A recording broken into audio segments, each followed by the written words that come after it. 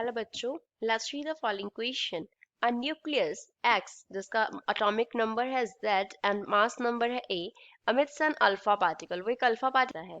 The resultant nucleus emits a beta positive particle. Resultant nucleus क्या emit करता है? Beta positive particle emit करता है. The respective atomic and mass number of the final nucleus will be. Final nucleus के लिए atomic number क्या होगा? Mass number क्या होगा?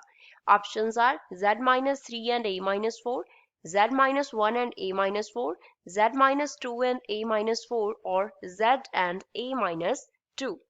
So first of all, we will talk about the key concept used in the question. इस question में क्या key concept हम use करेंगे? तो यहाँ पे हमें मालूम होना चाहिए कि alpha particle and beta positive particles होते क्या हैं. अल्फा पार्टिकल जो है वो होता है हमारे पास हीलियम न्यूक्लियस. मास नंबर इसका होता है 4 एंड एटॉमिक नंबर होता है 2.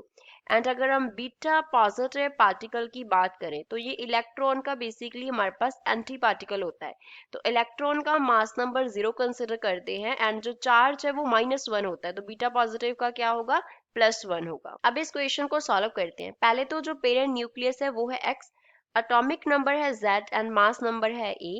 ये चेंज हो गया. यहाँ पे क्या हुआ? अल्फा डिके हम कंसिडर कर रहे हैं. अल्फा डिके हुआ तो सपोज हमारे पास Y डॉटर न्यूक्लियर बन रहा है एंड यहाँ पे अल्फा पार्टिकल आ जाएगा, दैट इज हीलियम न्यूक्लियस. अब A में से 4 जो है वो हम माइनस करेंगे क्योंकि हीलियम का मास नंबर कितना है? 4 है.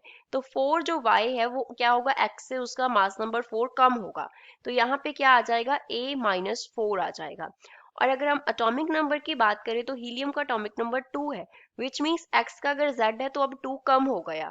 तो क्या हो जाएगा? Z माइनस 2 हो जाएगा. अब ये डॉटर न्यूक्लियर क्या करेगा? बीटा डिके के अंडरगो होगा. तो Y A माइनस 4, यहाँ पे क्या है? Z माइनस 2 है. इसका अब क्या हुआ? बीटा डिके हुआ. Beta decay. तो सपोज जो न्यूक्लियस हमारे पास बना वो P से हम उसे डिनोट कर रहे हैं. प्लस यहाँ पे क्या आ जाएगा? ये डॉटर न्यूक्लियस है, फाइनल न्यूक्लियस.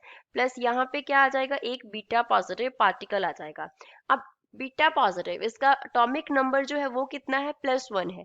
तो Z माइनस 2 तो पहले ही था, एक और कम हो गया. तो अब क्या बन गया? ये Z माइनस 3 बन गया. और A में कोई डिफरेंस नहीं आया. E का जो मास नंबर है वो 0 है. तो अगर जितना पहले था अभी उतना ही मास नंबर होगा. तो मास नंबर कितना होगा? A माइनस 4 होगा.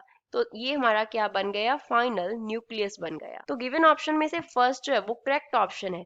फाइनल न्यूक्लियस के लिए एटॉमिक नंबर होगा Z माइनस 3, मास नंबर होगा A minus 4. I hope you understood 12. Thanks.